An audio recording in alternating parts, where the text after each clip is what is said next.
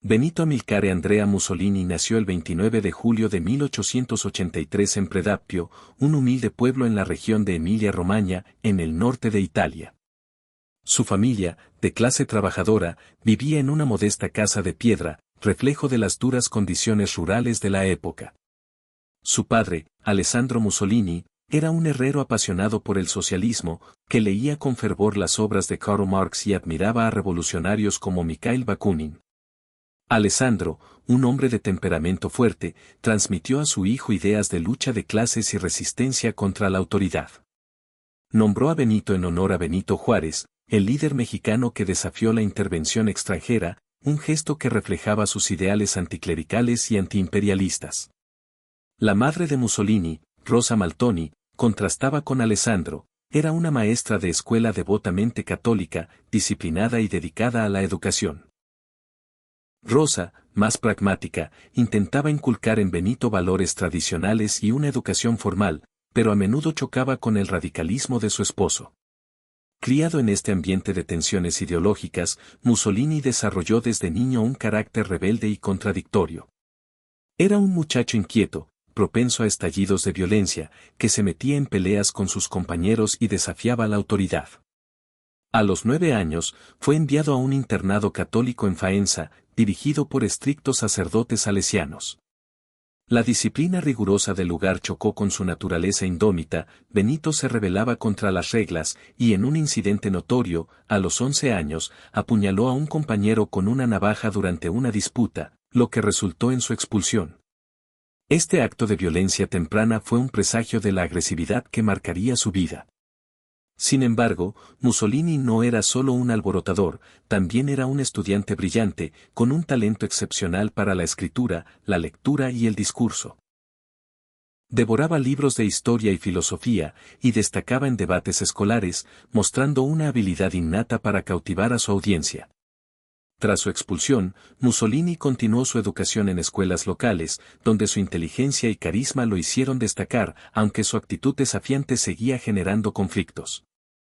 A los 18 años, obtuvo un diploma de maestro, pero en lugar de seguir los pasos de su madre, se sintió atraído por las ideas radicales de su padre. En 1902, para evitar el servicio militar obligatorio, huyó a Suiza, donde vivió 2 años en condiciones precarias, trabajando como albañil y periodista ocasional. En Lausana y Ginebra, se sumergió en círculos socialistas, asistiendo a conferencias de líderes como Lenin y Angélica Balabanov. Allí perfeccionó su oratoria y abrazó el activismo, escribiendo panfletos que denunciaban la explotación capitalista. Sin embargo, su vida en Suiza estuvo marcada por arrestos por vagancia y actividades subversivas, lo que lo llevó a ser deportado en 1904. Ascenso en el socialismo italiano y cambio ideológico. De vuelta en Italia, Mussolini se unió al movimiento socialista con renovado fervor. Completó su servicio militar, una experiencia que, irónicamente, despertó su interés por el orden y la disciplina militar. En 1909, se trasladó a Trento, entonces parte del Imperio Austrohúngaro, donde editó El Avvenire del Lavoratore, un periódico socialista que abogaba por los derechos de los trabajadores italianos bajo dominio austriaco. Sus artículos incendiarios, que atacaban al gobierno y al clero, lo convirtieron en una figura controvertida. Arrestado y expulsado de Trento, regresó a Italia, donde su reputación como agitador creció. En 1910, se estableció en Forlì, cerca de Predappio, y asumió la dirección del periódico socialista local, La Lotta di Classe, la lucha de clases. Sus escritos apasionados y sus discursos electrizantes lo convirtieron en una estrella emergente del Partido Socialista Italiano. Para 1912, Mussolini era una figura nacional dentro del socialismo. A los 29 años, fue nombrado editor de Avanti, el principal periódico socialista de Italia, con sede en Milán. Bajo su dirección, la circulación del diario se disparó gracias a su estilo provocador y su habilidad para conectar con las masas trabajadoras.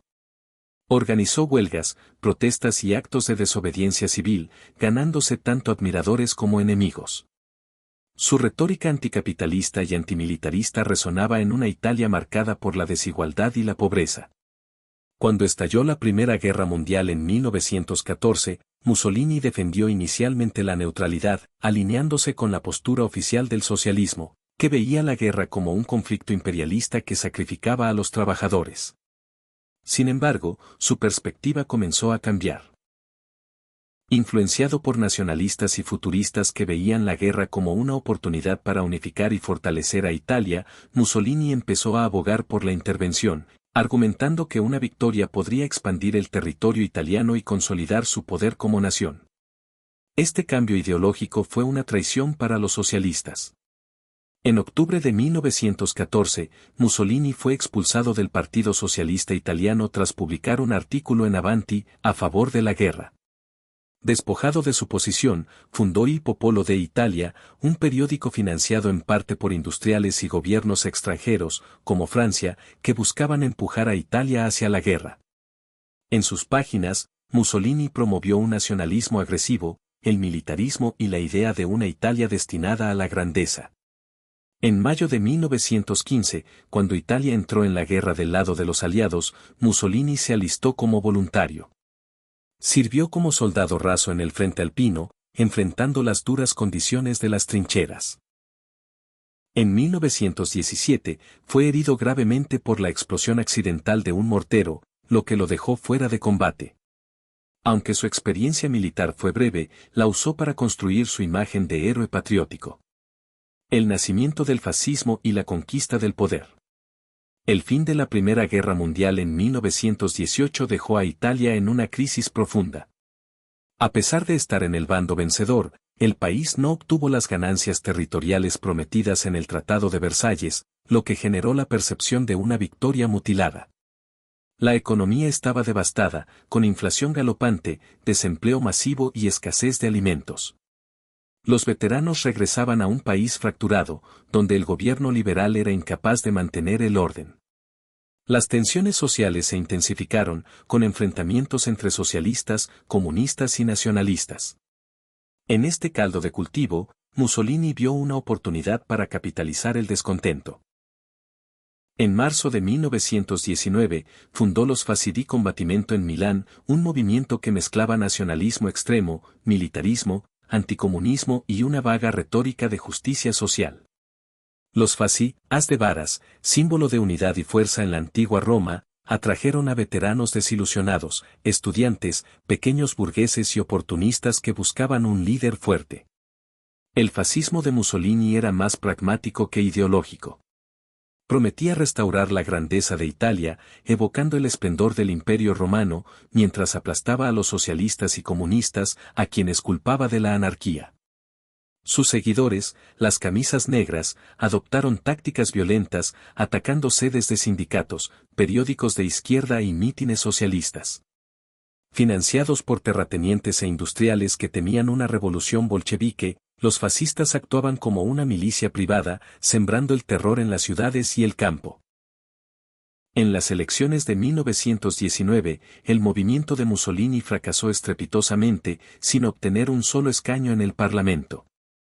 Sin embargo, la debilidad del gobierno y el caos social jugaron a su favor.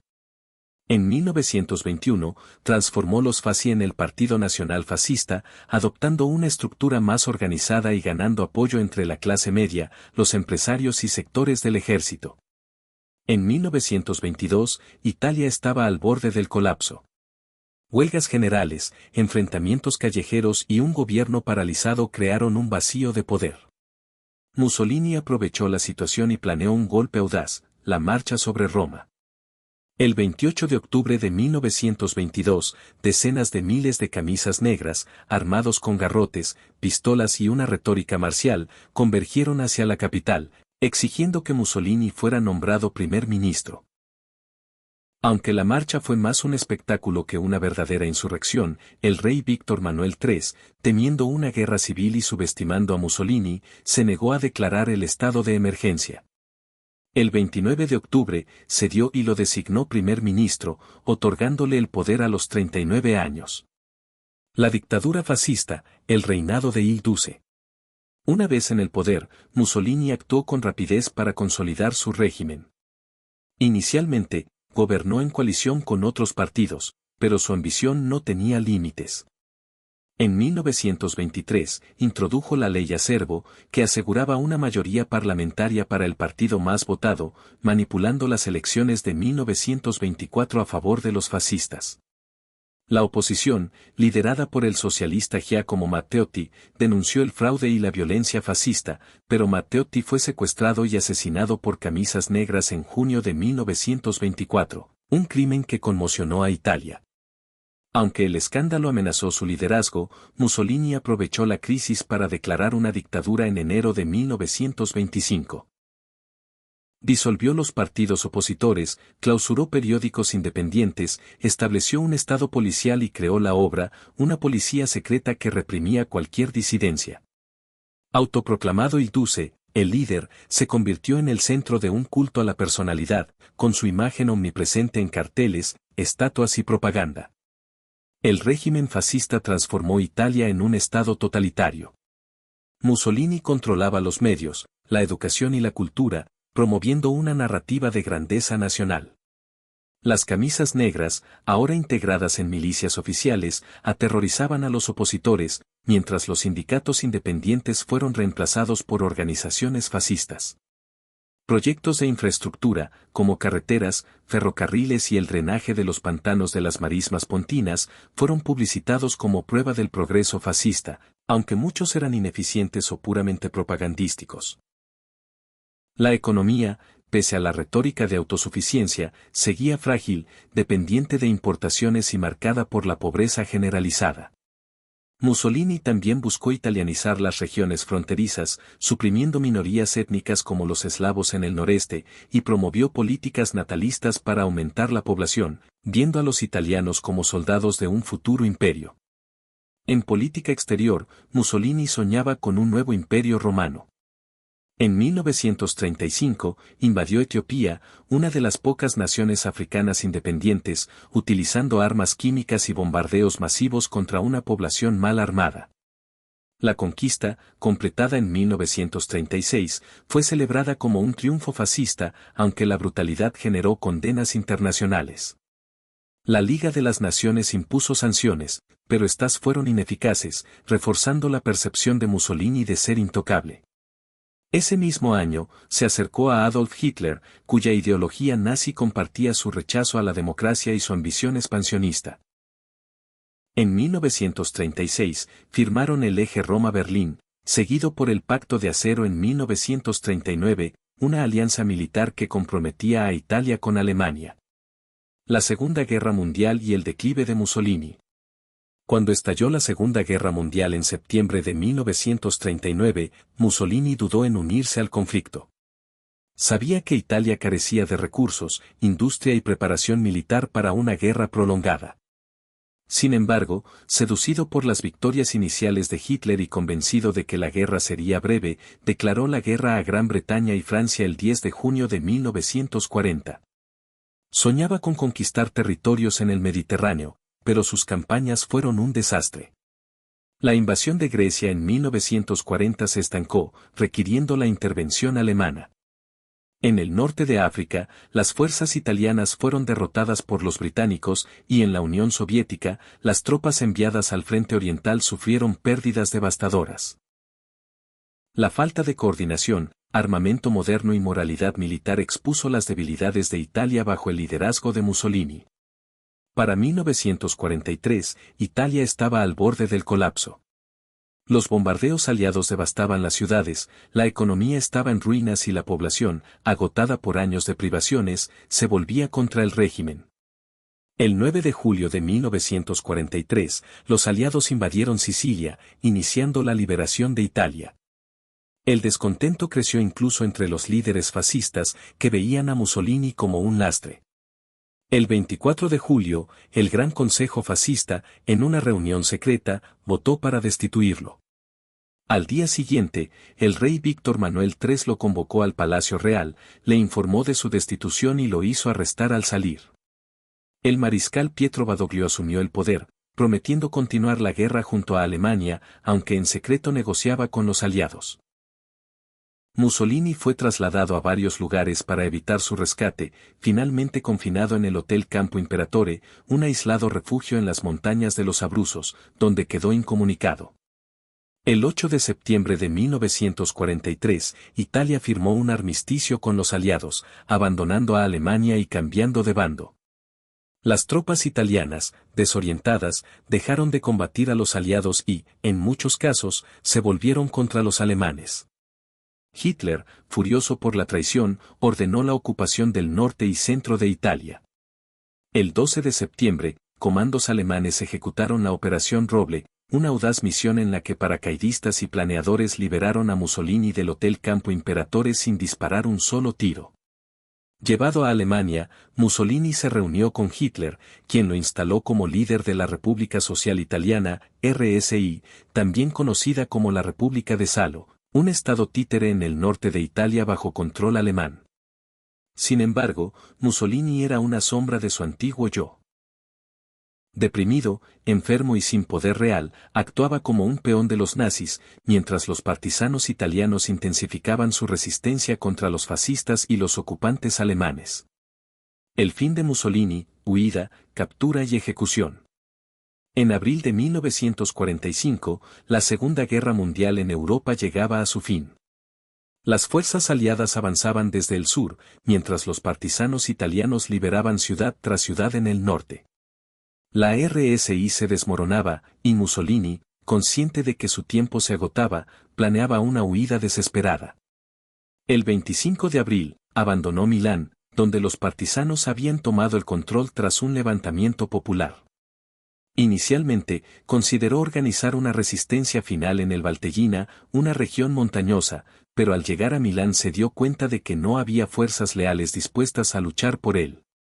El cardenal Alfredo Ildefonso Suster ofreció mediar una rendición con el Comité de Liberación Nacional, CLN.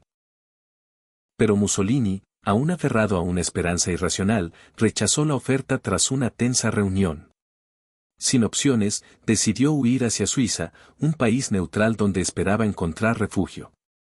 Acompañado por Clara Petaxi, su amante desde 1932, quien insistió en permanecer a su lado, y un pequeño grupo de oficiales fascistas y soldados alemanes, Mussolini se unió a un convoy alemán en retirada. Para evitar ser reconocido, se disfrazó de soldado de la Luftwaffe, con un abrigo gris y un casco que ocultaba parcialmente su rostro. El convoy, formado por tropas de las SS y fascistas italianos, se dirigía hacia la frontera suiza, siguiendo la carretera que bordeaba el lago de Como. El plan era que Mussolini pasara desapercibido en los controles partisanos y cruzara a Suiza, pero el norte de Italia estaba bajo vigilancia constante de la resistencia.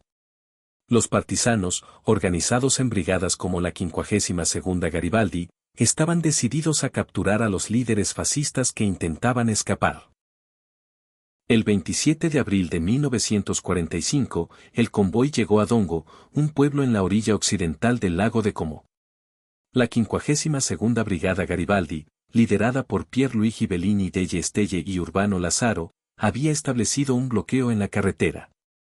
Al detener el convoy, los partisanos exigieron la rendición de los alemanes, quienes, sabiendo que la guerra estaba perdida, entregaron sus armas sin resistencia.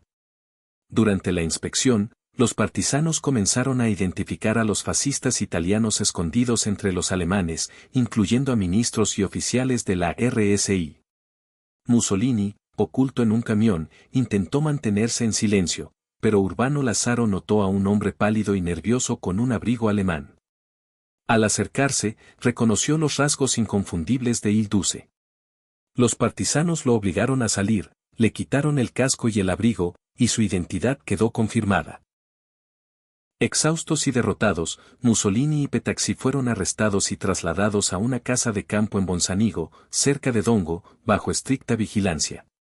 Entre los partisanos, se desató un debate sobre el destino de Mussolini. Algunos, especialmente los moderados, sugerían entregarlo a los aliados para un juicio internacional, similar al que enfrentarían los líderes nazis en Nuremberg. Sin embargo, la mayoría, liderados por comunistas y socialistas que habían sufrido bajo el régimen fascista, exigían una ejecución inmediata. Para ellos, Mussolini no era solo un líder político, sino el símbolo de 2 décadas de opresión, guerra y traición. La decisión final vino del CLN en Milán, que ordenó su ejecución para evitar que se convirtiera en un mártir o fuera rescatado nuevamente.